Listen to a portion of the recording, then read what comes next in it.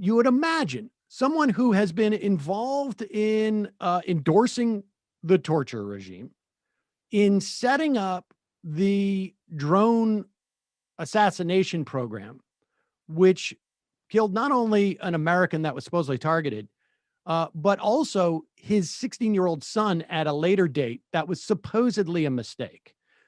His daughter has since been killed too, a young child, American born. You would imagine this is a guy who would have a lot of things that he would be embarrassed about. But is it any of those things? No, it is not. That's why we started with Katie Benner's great new reporting about the investigation into police officer.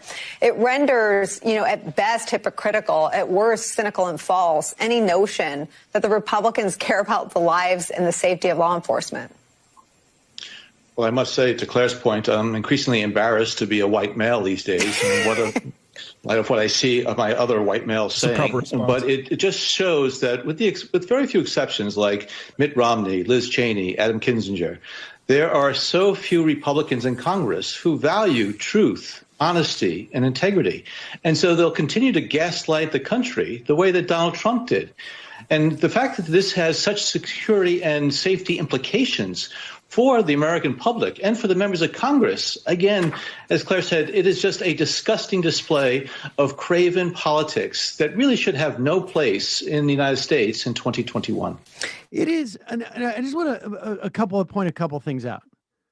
When you talk about gaslighting, the Cheney family gaslighted this country in a myriad ways, but one of the big one was the Iraq War. And the entire neoconservative movement. I mean, it's just I appreciate that Lynn Cheney voted for impeachment. That was the right thing to do.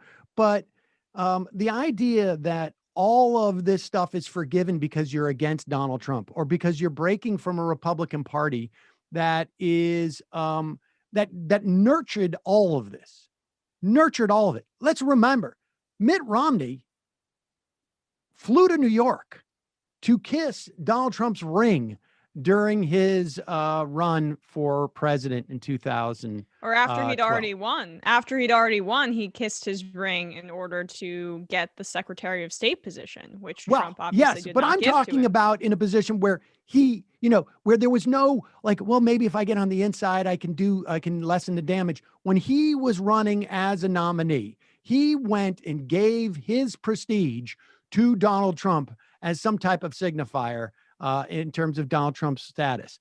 And so you have a guy here.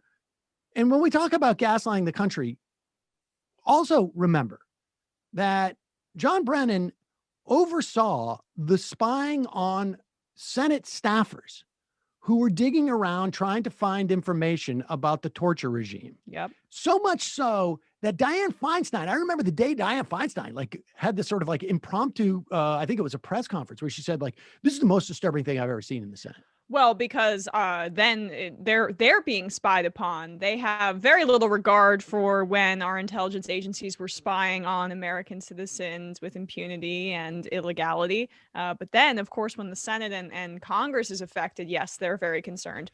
Look at how John Brennan centers himself here. This is a lot of what you see with white centrist liberals. I mean, I guess he's a conservative, but people who want to appear like they're sensitive to race and want to appear like they're, repentant for the sins of white people and the fact that we enslaved Black people in this country, and they try to appear a certain way. You're still centering yourself by making it about your basically white guilt. And that's really what he's doing there. It's signaling to the audience there, I'm a good guy because I recognize this, as opposed to looking at it from a systemic lens, which he's not going to do, because the CIA has been, as has been documented throughout history, instrumental in upholding white supremacy. But I guess he washes it all away by centering himself and saying, look how woke I am, by making that throwaway comment, not looking at his own role in upholding white supremacy and systemic racism as a part of the institution he was instrumental in, and did all of those horrible things, as you mentioned, Sam, for years and years and years. And I think the reason why this resonates, you can go back, I don't know, I can't even remember how many days ago it was. Just a couple of days ago, we interviewed an author of the book of Identity Capitalism. And we just saw that in action there, where they're going to, in some fashion or another, roll out this. And yes, there's many reasons to feel embarrassed that you're a white male at various times.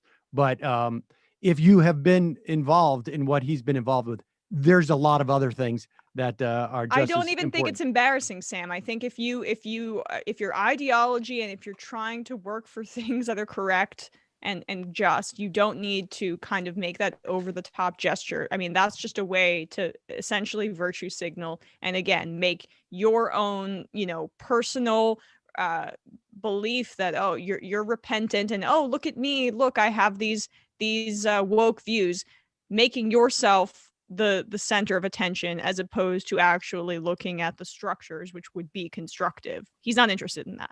All right, we're going to take a quick break. When we come back, we'll be talking to the senior national correspondent of the HuffPost and the author of The 10-Year War, Obamacare, The Unfinished Crusade for Universal Healthcare, with Jonathan Cohn.